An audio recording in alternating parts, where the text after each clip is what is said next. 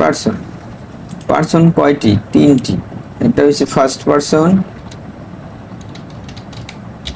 Person, second person, আর এটা হচ্ছে third person.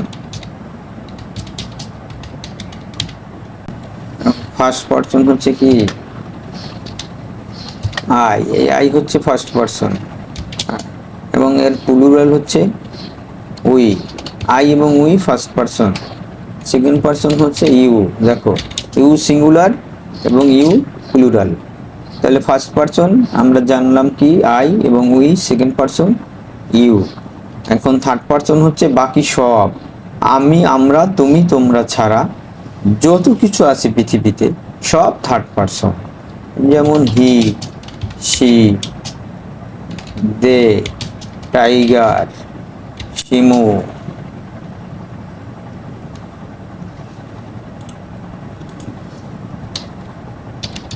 Shimu third person.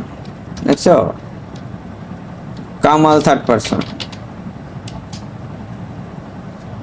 এরকম সব। তাহলে দেখো ফার্স্ট পার্সন, আবারও বলি, ফার্স্ট পার্সন হচ্ছে আই এবং উই, মানে আই মনে রাখবা, I first person, you second person, বাকি সব থার্ড পার্সন।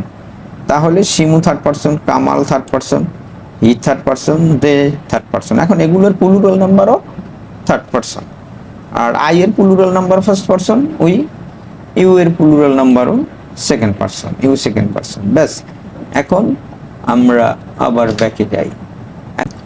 দেখো সাবজেক্ট আই, এটা হচ্ছে কি ফার্স্ট পার্সন, ভার্ব কি গো, তাহলে এটার সাথে ইয়েস যোগ হবে না, আই গো টু স্কুল।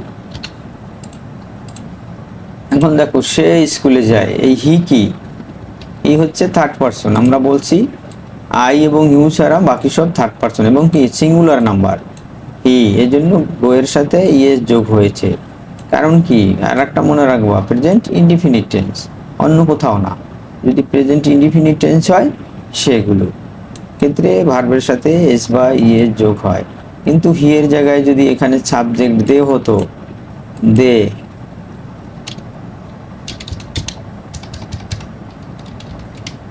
দে, তাহলে কিন্তু গোস হতো না, তাহলে কি হতো, গো টু এস। এখন তোমাদের প্রেজেন্ট ইনডিফিনিট টেন্স বুঝতে হবে। দেখো যেসব বাক্যের কর্তার কাজটি যদি অভ্যাসগত বোঝায় তাহলে সেটা প্রেজেন্ট ইনডিফিনিট টেন্স, অথবা চিরন্তন সত্য যদি বোঝায় হ্যাবিচুয়াল অ্যাকশন এবং ইউনিভার্সাল ট্রুথ। মনে রাখবা চিরন্তন সত্য মানে কি, চিরন্তন সত্য যে সূর্য পূর্ব দিকে ওঠে, দ্য সানরাইজেস ইন দ্য ইস্ট। তাহলে এ ধরনের ক্ষেত্রে যদি subject third person singular number হয় তাহলে ভার্বের সাথে এস বাই এস যোগ হয়।